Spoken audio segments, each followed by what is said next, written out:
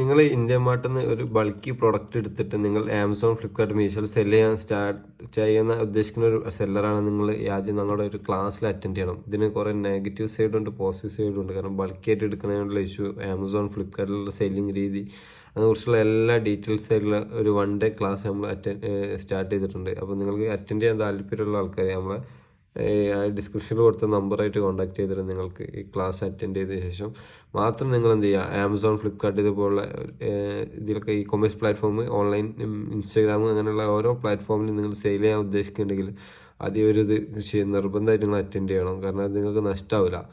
കാരണം ഈ കൊമേഴ്സിന് പോസിറ്റീവിനെ പോലെ തന്നെയാണ് നെഗറ്റീവും ഉണ്ട്. അപ്പം സെല്ലിങ് എക്സ്പീരിയൻസ് കൊണ്ടുള്ള ഓരോ കാര്യങ്ങളാണ് നിങ്ങൾക്ക് ഞങ്ങൾ പറഞ്ഞു തരുന്നത്.